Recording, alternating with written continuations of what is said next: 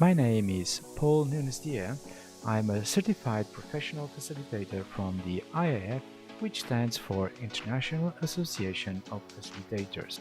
Since 2018, I've started a book series on architecting collaboration, and my latest book, in co-authorship with Martin Duffy and other renowned digital facilitators and guest co-authors, is titled Beyond Virtual Meetings.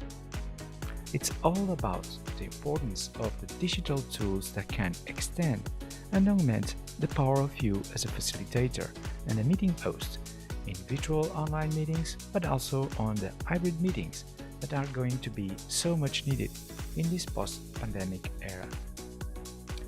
Along with my co-author Martin Duffy and esteemed PhD colleague, we host Talk to Your Meeting Doctors, a series of hosted conversations with meeting experts that can advise you about how to transition to this new normal and take advantage of this incredible once-in-a-lifetime opportunity to make the organization of your meetings more sustainable and effective. Please stand by as the next show will start momentarily.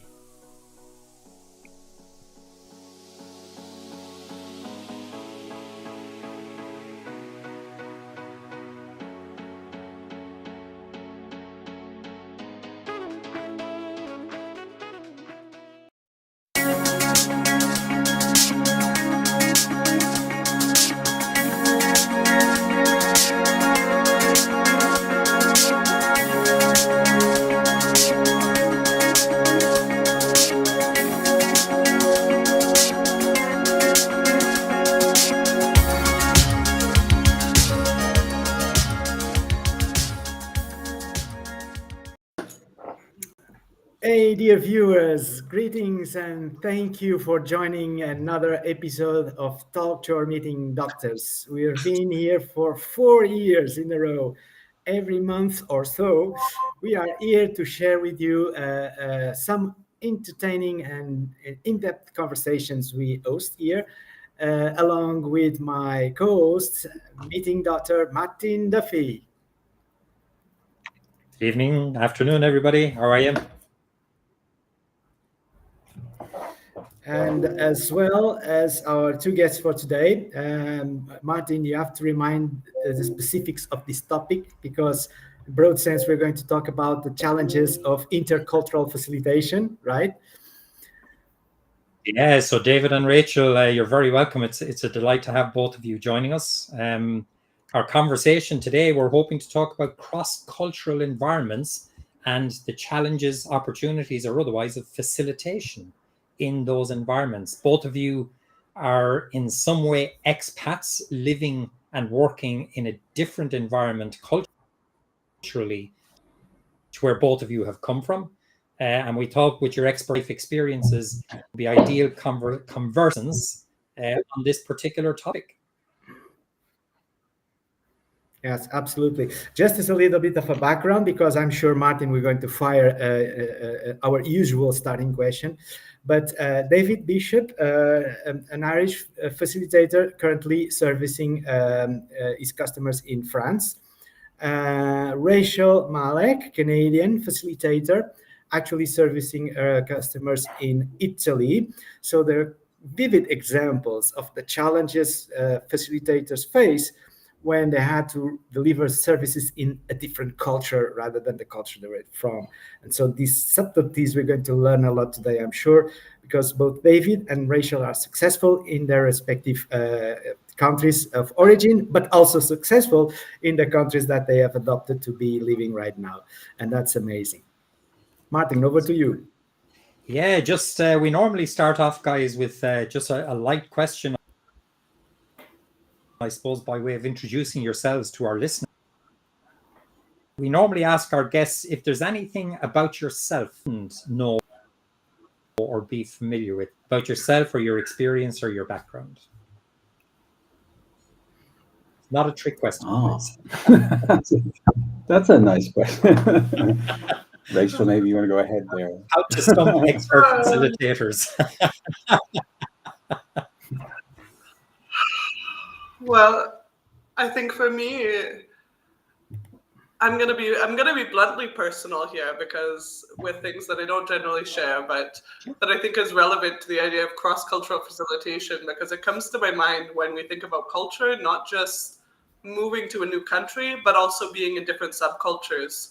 So a lot of my facilitation in Canada was actually working with the youth and care community and with the homeless community, with people with addiction, with people with various forms of marginalization. And it was very comfortable for me. It wasn't cross-cultural facilitation, because honestly, that's where I was. At 14, I was homeless on the street, experiencing all of those things. And then that became my career, was working with these young people and helping other facilitators and other leaders navigate the subculture of that community. So that's something most people don't know about me. Super, yeah. Okay. It's really interesting. Well, as regards myself, I suppose there's one is facilitation connected and the other is but isn't.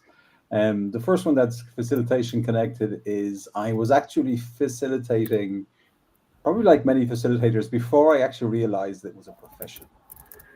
And I didn't know what was going on because I didn't know what it was, but I knew what it wasn't. I knew it wasn't training. I knew it wasn't consulting. I knew it wasn't, coaching, because I've been coached, and I didn't know. So that was quite a weird experience. The second one is I am also, since the age of 15, a professional magician. And my last gig, if you like, my last facilitation gig was to be with a bank. One of the greatest conversations I've ever had in my life was the magic of facilitation, which actually never happened, was built, never got to come about because of confinement. Well, so it's sitting in a tube over there, which had never happened, So yeah, so there's magic in facilitation, and that's what people that don't know about me. Wow. I keep So we're in the hands of a magician as well as expert facilitators. Super. That's super. That's great. Yeah. Yeah, you difficult, both tough to get a good seg. Yeah, it's you both touched on something quite separate and distinct, but I think might be a useful way to kick off our conversation. Rachel, you touched on the idea of subcultures, and I'd be kind of interested to hear both of your experiences of subcultures as opposed to specific, say, national culture. Because when we talk or think culture, we probably automatically gravitate towards national. But it might be interesting in our conversation to talk a little bit about subcultures and professional cultures or others. And David, you touched on, I suppose, a slight rhetorical question. What do we mean by facilitation? Because you said you were involved in facilitation, you just didn't know it, which is a really interesting perspective, because I think a lot of facilitators might be able to identify with that. So maybe could I start off with what is facilitation? What are we talking about in the culture context from either of your perspectives? What do you think facilitation is about?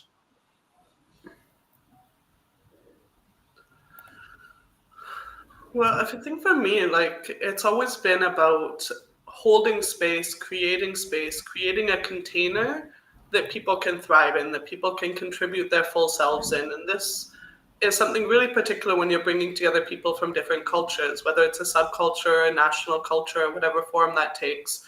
Creating a container that is flexible enough that everybody can be involved in it, but that's also structured enough that it really brings you from A to Z in a process.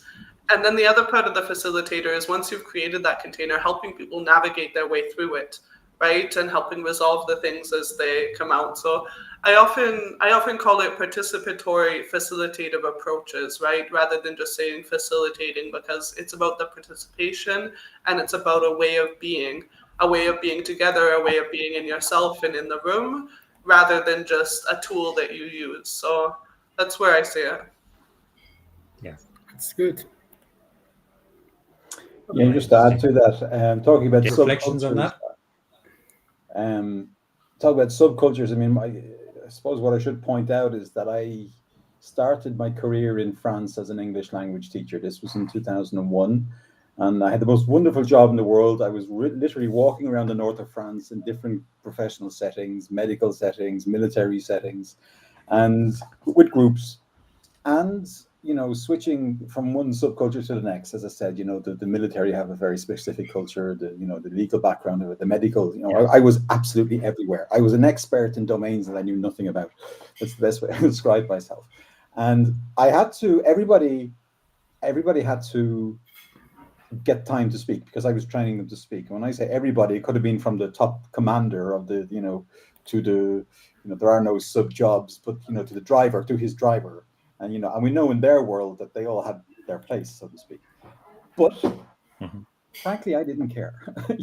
Everybody was the same, but I had to be very careful about not putting people in an embarrassing position. So again, it was like Rachel was saying, it's about holding that space, being respectful to everybody, giving everybody the time to speak, accepting all opinions as equal, and holding that. And I never found that stressful. I suppose because I was the expert in the room as the English language speaker. But I think that's, as a facilitator, that's where we need to get to, is to be comfortable holding that space, not being intimidated by either position or characters or anything like that, but being respectful to all voices in the room and allowing it to come out.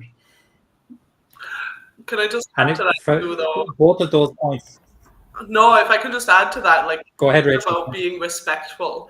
And it's so funny to me because respect itself is a cultural concept, right? What it means to be respectful is very different for me when I'm facilitating in a group of Canadians, where being respectful means being silent, waiting for others to speak, maybe waiting a minute before jumping into a conversation, using very polite, never raising your voice, avoiding conflict. These are all very Canadian aspects you notice in a group. And sometimes you're trying to counterbalance them, get people to talk more, get people to not avoid conflict. But on some level, it's something I'm familiar with as, they're trying to be respectful of one another. Then I'm facilitating in Italy, and these people are talking one over the other and super high speed and sometimes they get into these things that, like, honestly, I get nervous because I feel like there's a conflict. I need to do something. I need to intervene. And they're like, no, this is how we have a conversation. And it's always navigating this balance, because I've observed now, I've been in Italy on and off for 6 years, and I've realized, like, there really is an aspect where that's how people are bringing their full selves into a conversation, with passion, with joy, with all of their emotions. And it's a form of respect for them to say what you think and to speak in and to jump in. And even sometimes jumping in when someone else is speaking for them is a sign of respect that you're listening and participating, right? But then on another level, sometimes it's not healthy, right? Sometimes people are having a side conversation or we're getting totally off track. And so trying to find a way for me to respectfully intervene in a group dynamic when it feels like it's getting out of control is a real challenge for me, finding the right way to step in, because sometimes also I have a very reserved nature. I speak in a calm way, I'm stood back, and that to them is seen as potentially I couldn't even say how it's perceived, but it's perceived in a challenging way, in a potentially non-respectful or non-authentic way. So respect is a really funny thing, because we want to be respectful. We want people to be respectful. But when you have people of different cultures, or you're a different culture with the people you're facilitating, everyone has their own definition of what it means to be respectful with each other in that shared space. Yeah, absolutely. Yeah, that raises two interesting ideas in my mind. The idea of facilitating, let me call it an homogenous group. So a group of Italians, a group of French, a group of Irish, a group of Portuguese. So a group that are all familiar with the culture in which they exist, versus a cross-cultural group. So a mixed group of different cultures, whether it's national cultures or professional cultures or other cultures. But your thoughts on either of those, the challenges of homogeneous versus multicultural groupings?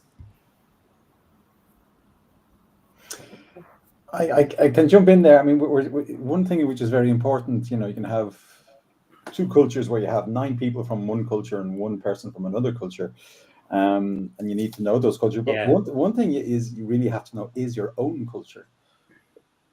You can be aware of the other 2 cultures, but it's like Rachel was saying, how you step in your own culture. I mean, I'm from Ireland. I've been living in France now for 25 years. As I say, you know, time-wise, I don't know, I'm what 50% French, let's say, but it took a long time. It took a long time to become aware of these codes, you know, and simple things. And you learn that what is, like, you know, intervening in France. You can say, for example, just a moment, please let him speak, because that's the way the French do it. In our, I don't know if you agree with this, Martin, but in Ireland, just a moment, we'll let him speak, and then I'll get back to you. It's kind of very, square, if you like. That's fine. So realizing what, you're not allowed to do in your own culture, and what you can do in the other culture is very important and helpful. That's all I can say for the moment. Yeah, and it's like there's that question of what your culture is. So you raised up if the group itself is mixed or is all of the same culture, right? Then there's the question of whether you are the same culture as the group. Then there's that interesting situation. Like I've facilitated in groups where I'm bringing together 3 or 4 different national cultures, and none of them are my own culture. And in some way, I'm able to come in as a neutral mediator between them. But when you are a part of one of the cultures, or you're more familiar with one of the cultures and not the others, your tendency goes towards gravitating towards that style because you see the people in the room and you know how to respond to them, and you're maybe not as certain how to respond to the others in the room. And so there's this inherent bias that comes in when you're either a part or more familiar with one of the cultures. And then, of course, there's the risk of counterbalancing it, trying to go too much to the other sides. But we can't overgeneralize culture either, right? We can say, okay, well, these people are from this culture, these people are from that other culture, this is what I know about those cultures. But it's never that simple and straightforward. I know super introverted people here in Italy. I know super extroverted, boisterous people there in Canada, in whichever culture, right? Like, so you can't generalize too much based on culture and your style. You always have to be present with the room and who is in that room, right? Maybe there's tendencies, but it's who's in front of you that day and really nurturing that space and tending to the needs of people, even if it might go against the cultural current of the space or against what you might expect to be the cultural current for that individual, right? Yeah, there's going to be you can't be aware of everything, and in facilitation we're there to serve a question or serve an objective. I suppose pointing out at the beginning is, we're going to have little mishaps along the way. We're going to talk over somebody, or somebody's not going to talk enough, or I give a small case of a Japanese. Multicultural, I had a lot right at the beginning of my career where I have about 8 or 9 people in the room. This was a training session, and I played music. I started playing music while the students were doing an exercise, and after about 2 or 3 days, my director came up to me and he said, "Would you mind turning off the music?" I went, "Yeah, okay." I says, well, "What's the problem? Is this, did somebody say something?" And he said, "Yeah." He said, "The Japanese students don't particularly like it." And so that's odd, because we're all getting along very well. I was a bit miffed by this. I suppose, why didn't they ask me? Why did they go to the rector? It was no problem, but why didn't they just come to me? And he said to me, it was all in the space of a minute. He said, "David, the Japanese will never tell a teacher what he should do." And it was like me getting upset over them, which was respect for me, So I'm just saying how complicated it can be. You can get upset when it's actually pure respect that people are showing to you. They never say to a teacher, "Could you turn that off, please?"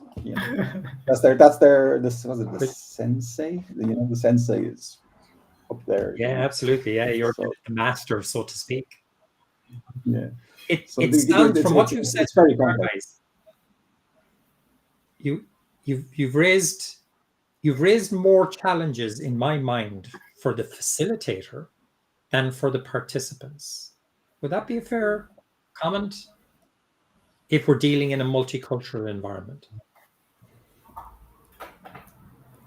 Well, I think it's the role of the facilitator to support the participants to manage those challenges. It's not like they face any less challenges, but they have a different responsibility. Their responsibility is to bring their whole selves into the room, to trust the process, and to contribute to the final result. But it's the facilitator's job to facilitate, to make easy those challenges, right? So the real responsibility lies with the facilitator in my mind. I always try and create a sense of collective responsibility, but at the end of the day, I'm the one who they're entrusting to support this process, right? So their challenge becomes my challenge. Absolutely. And I have also a question for both Rachel and David Martin, if I may. And don't you feel that when you're facilitating in a different country, where participants have a different language, that there could be some side talk that you are not aware of? How does that first of all, does this happen, and how does that make you feel? Side talk in what way, Paul? They're starting to speak in French among themselves. Okay. Or in case of Rachel, they start to speak Italian, and perhaps you don't get all the, these side conversations. Well, you go ahead, David. Go ahead. I have a random thought, but yeah, I mean, you can't forbid people from talking their own language, and sometimes it might call it out, is there anything you want to share? But I wouldn't want to give participants the feeling that they're not allowed to speak their own language between themselves. It might be a small detail, or that they're being policed. I wouldn't go there. Unless it was looking nasty, you know what I mean? Unless they were looking across the room at somebody, but if it's just a little conversation, or if there's if I detect annoyance or something in there, pick up on the swear words or something like that, you might detect there's anger in the room. But if it's a casual, I wouldn't police them from a linguistic point of view, unless I detected something off. Yeah, personally, like, I come from Vancouver, which is an extremely multicultural city where almost every language of the world is represented. I think it's something like 70% immigrants in the city, right? So you hear every language, and there's a lot of people who go, "Oh, I don't want you speak English here. We're in Canada." I've heard that so many times.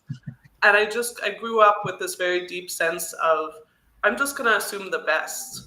Maybe they're saying something that they don't want me to hear, or maybe they're just speaking the language that is the most comfortable and natural, or the one that they don't quite know how to say something in English. And when I'm facilitating, I just assume that they're correcting each other or sharing something. In Italian, it's not as much a problem for me because I speak Italian fairly fluently. It actually becomes kind of a tool for me, playing dumb on the language. Like, maybe people are having a side conversation and I'm like, "Oh, I'm sorry, I didn't quite catch that. Could you speak that? Everyone, could you be quiet? I just want to hear what so-and-so was saying."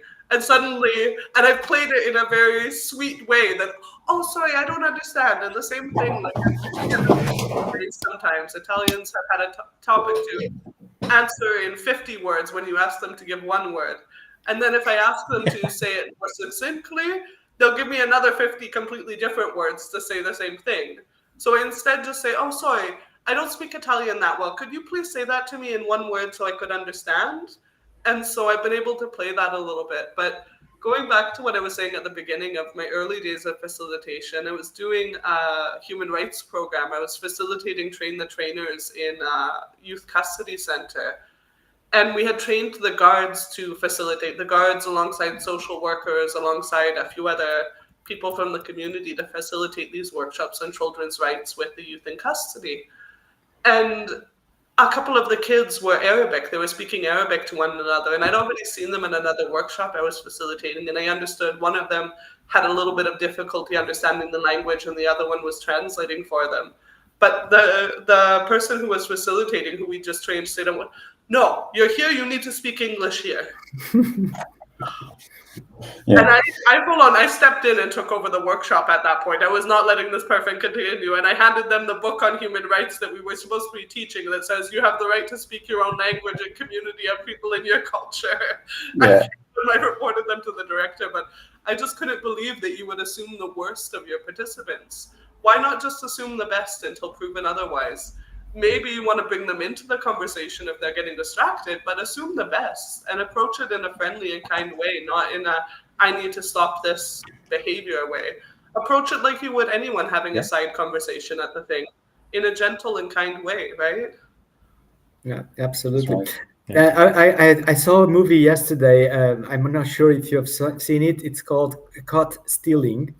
It's a recent movie. I strongly recommend. It's lots of lessons. But there, of course, we as viewers, we have the subtitles of these two characters speaking in Russian or in German, while the main character is English, right? As an American, is not understanding. But of course, we have the subtitles. But one thing I noticed is that by instinct, we understand if the mood of the conversation is positive or negative. Isn't that what you're trying to say, Rachel and David? That kind of instinct on the flavor of the room. Well, yeah. I mean, if it's as I said earlier on, I mean, if you detect that it's somebody giving out about somebody, or you pick up on the bad words. We all know 2 or 3 bad words in every foreign language, I think, or we can pick up on them. But there's 3 things I think you need to be linguistically, from a linguistic point of view. Number one, and this is especially important for facilitators who don't speak a foreign language, who have never been through a culture in foreign language. One is the fatigue that speaking a foreign language can generate. All right, that's the absolute complete. I mean, when I was starting, I can remember I was in a kind environment. I was an assistant in a school. I was, taken care of by all my colleagues because I was the young guy coming over. I was taken care of. You would be invited to somebody's house in the evening, and it was like they were speaking Chinese. All right, it was just impossible to understand what you understood in the afternoon in a kind, sweet environment. You were taken to an extension of this kind, sweet environment. You just couldn't understand it because your brain was coming out of your nose. You were just burning out. You add that to the stress of a workplace now, a strategic, negotiation or something like that. That has to be taken into consideration. The other thing is that what you need to be aware of is that when people are dealing with their work in a language is not theirs, they're losing their expertise because they cannot express their experience. And that is something we have to be vitally aware of. And I've seen that from a trainer point of view, training 60-year-old HR directors who have suddenly been asked to do their job in English. And they can't express it as they want. And that's something that arriving at 60 years of age, you're 5 years off retirement, and suddenly you're not the expert in the room. And you are the expert in the room. You're supposed to be the expert in the room. You're expected to be the expert in the room, but you're not getting your words. And they're just caught in the wrong moment in history where English kind of came along and took over, if you like. So that's from and anyway, getting back to the side conversations, they're going to happen one way or the other, whether it's in the room or outside the room. So it's you can't control everything. That's what I would say. Yeah, absolutely. All right, what you want to about the loss of expertise for the language. No, I'm reflecting on that. Because I've gone through exactly that when I was coming to Italy and trying to move into my work here. Now I've kind of overcome the language barriers, but also I'm lucky that people here really try to understand you. And I'm also privileged to speak English because usually I can find someone in a professional context who speaks English who can help me express a particular thought. But I've definitely struggled with that here. Yeah, there was actually, it triggers for me the sense of insecurity that I've felt being in a new country, facilitating in a new language. And I finally got over that insecurity just over a year ago. I went to a training with this really, really coveted training with a high-value trainer who came from Argentina. And who knows how many languages he speaks. But everyone was super eager. I was super eager to be there and to learn from this person who had a lot of expertise and a lot to share. And he spoke horrible Italian. Horrible Italian. Every other word out of his mouth was in Spanish. Every Italian word was pronounced to the point where you could have difficulty. Everyone was just listening so intently, and everyone once in a while he'd actually struggle and someone would throw out the word, but no one was correcting him unless he asked for it. They were just sitting there listening and paying attention and trying to get all of the wisdom they could out of this person because they valued them and their expertise. And they didn't care that they weren't speaking the language correctly in a perfect pronunciation, perfect whatever right way. And so it really just inspired me, and I went, okay, all right, I've got to own that facilitation is an experience that I offer, that I do a lot of intangible things that aren't just language. Language is one of the forms that I communicate in, but there's a great value and expertise that I bring in a lot of nonverbal ways, and the structure that I bring, and the way that I manage the flow of the group. And theoretically, if I went to another country, I could use Google Translate to be my voice for the actual times when I need to speak in a room and show something. I'm not saying I would do that, but in theory, you could do that because there's so much more that you're bringing in, more ways that you represent your expertise in that process. And so, yeah, I just kind of got over that insecurity, and now I just throw myself in and make all the errors in pronunciation I want. And luckily, Italians are very forgiving and they don't care, and make it through. David, are the French as tolerant? Alors, the thing is about French, this is French is, if you don't speak the language well, they criticize you. They'll pretend they don't understand you. I come from Canada, okay? I don't go to the French part of Canada. They're demanding. You know, they're demanding. They'll be kind to you if you're an absolute beginner. But the more you go on, the more demanding, they want you. They're going to get, right? And here's the quirky thing about French: if you speak it badly, it upsets them, and if you speak it very well, it upsets them too.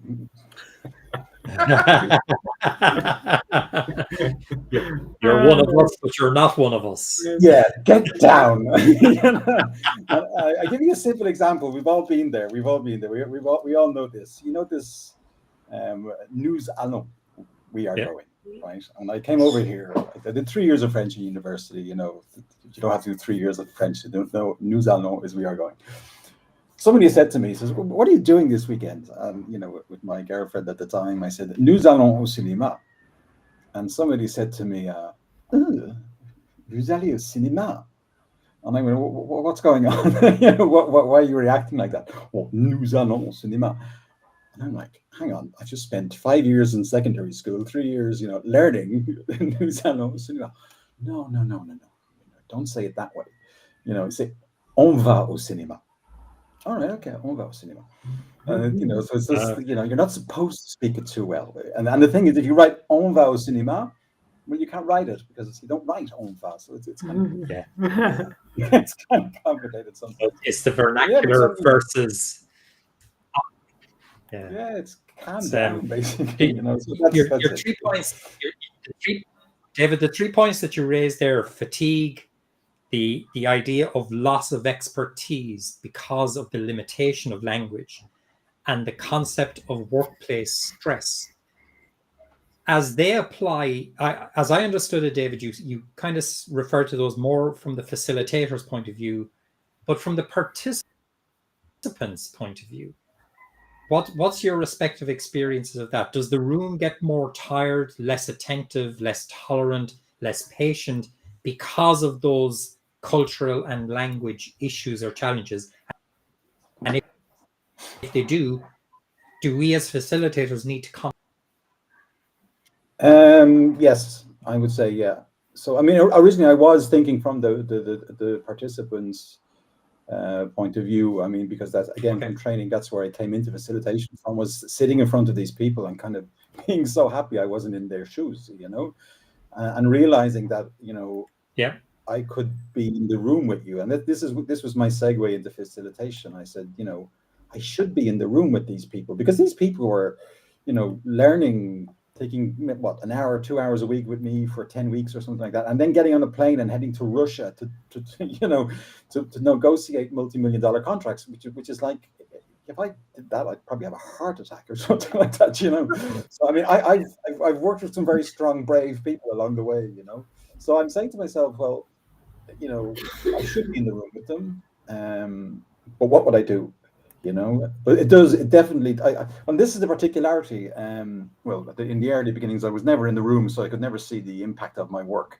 But as a facilitator, yes, you need to get the you need to step in at that point, be aware, because it's exhausting, and people and the others will take advantage of it, especially if if they're native speakers. I mean, it was an oh my god moment. I had a group of technicians. They were IT technicians, and they said to me, David, we're going to explain to you how it goes when we get into a room in an English meeting. We all go in, we've all got average levels of English, and after the meeting we all huddle around, the French people, we check out what each other understood, and we take an average of that. Wow. So here I am saying 6 flights, 6 bedrooms, 3 nights, 4 car hires. This whole meeting must have cost the company, 20,000 euros or something like that, for an approximate understanding of what went on. Okay. So this is the reality, the financial reality of it all. People are coming back from meetings and hoping they understood. And that's interesting here, David, because you raised the point, and Martin, we also had an expedition on this potential meeting at the Druids Gathering in Ireland. Meetings are costly. It involves participants to travel to get there, and to face-to-face meetings I'm talking about, right? Online meetings is a different ball game. But and if we have all that investment from a company and not hiring a facilitator, wouldn't that be a crime? Yeah. Yes. Yes. So it's yeah. So just put a facilitator in there. Keep it all together. Yes. So, dear viewers, if you are paying for a meeting where you're expending money, taking people to a room, consider hiring a facilitator. Yeah, 2 potential resources for you if you are in Italy or if you are in France, right?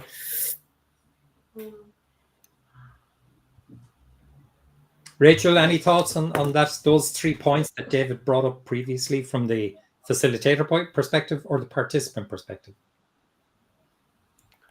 Oh, no, I think it was a really good summary. Like I said, it made me reflect, and I think I've seen a lot of those dynamics in the room. Like I said, especially here when I'm in Italy, I'm usually with a homogenous group of people, and they're mostly speaking Italian, so they don't really confront those challenges. It's more, like I said, I confront those as I'm working with them.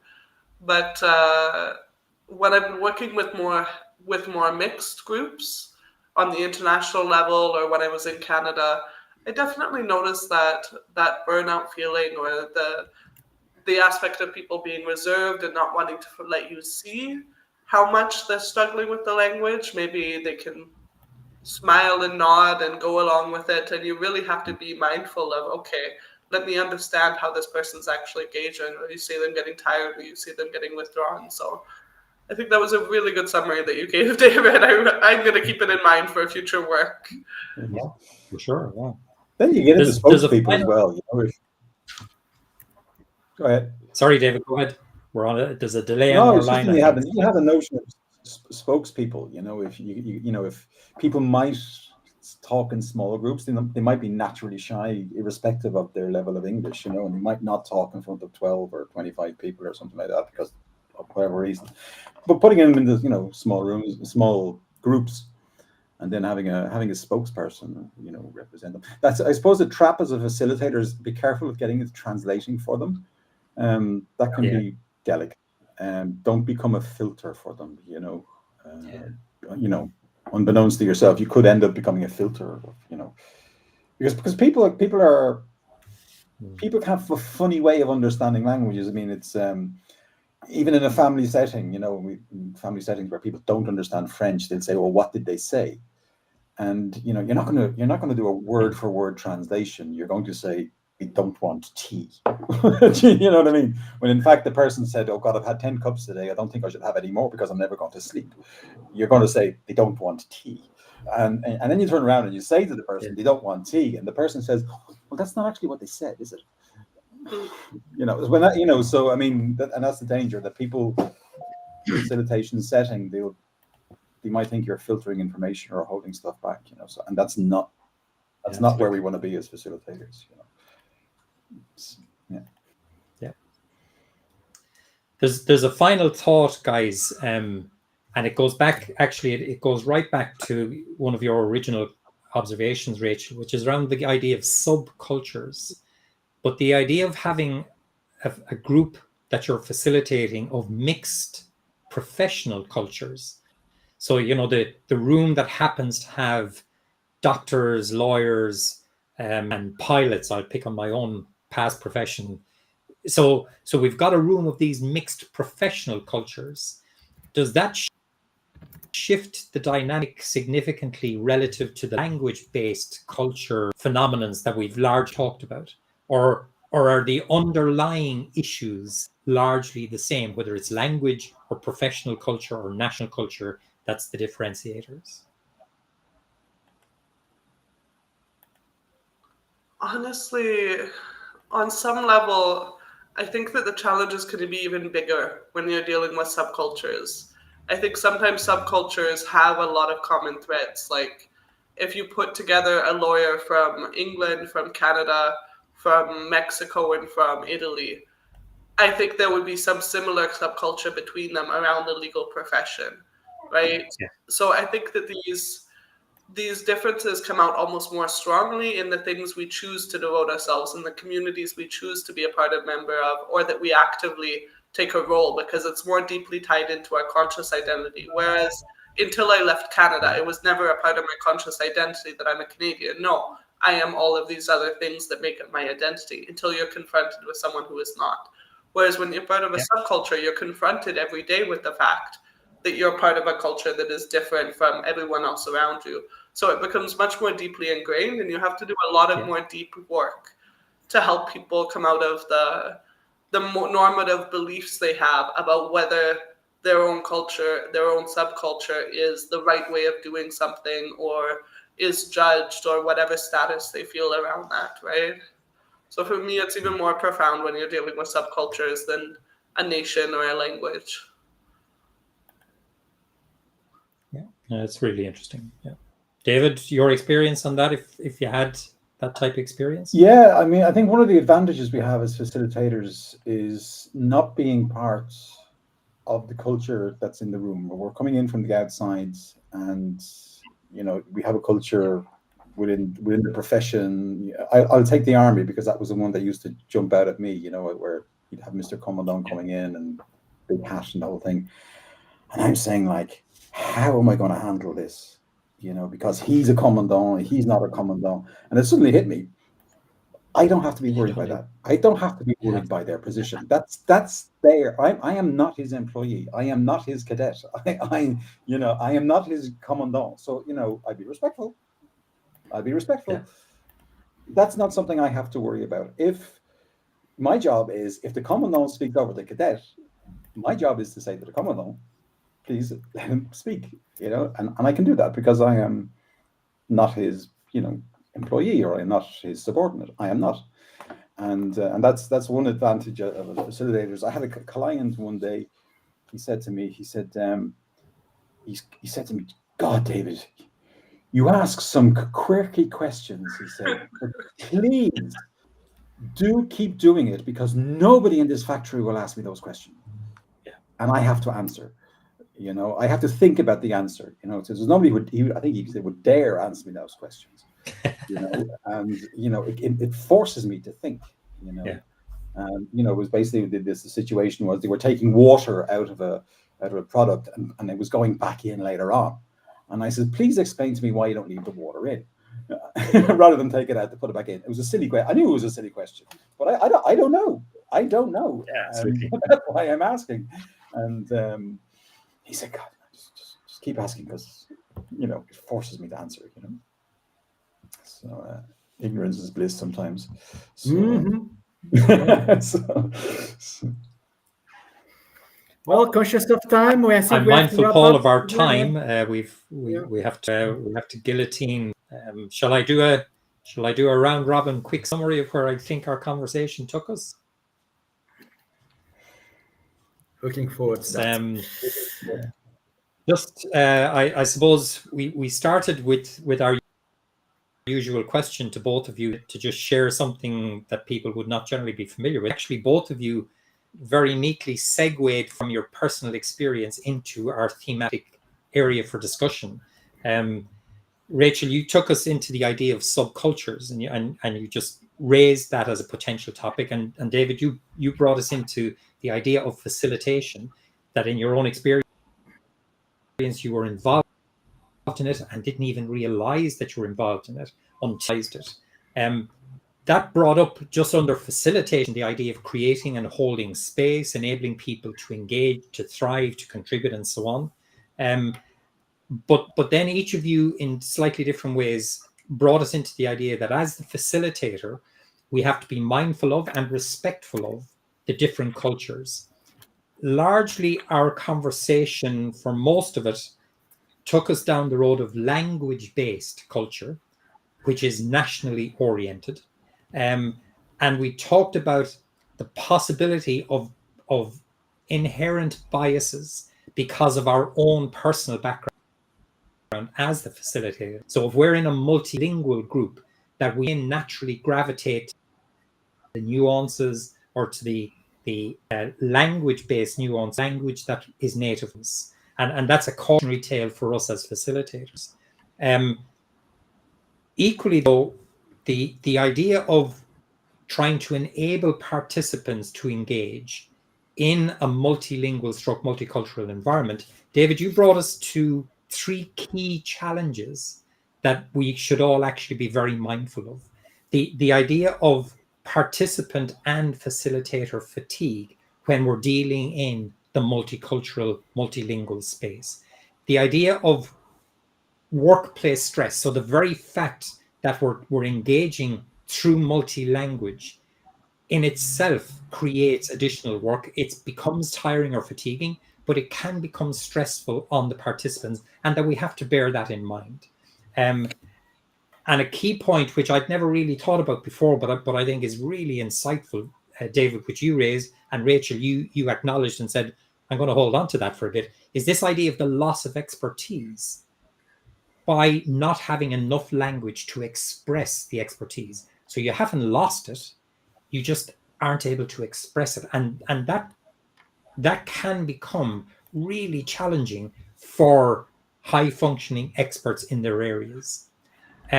We finally talked very, very briefly, and perhaps this is a conversation we could have another day, is the idea of a room full of mixed professionals, not linguistically or nationally, but professional culture challenges. And Rachel, you made the point that potentially is even more difficult from a facilitation point of view to handle than the multilingual one, because the multilingual one, we assume our national identity.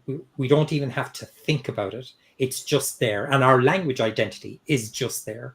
And I think what both of you brought to us, from a Canadian point of view, from an Irish, French point of view, is sense of our own national identities is inherent.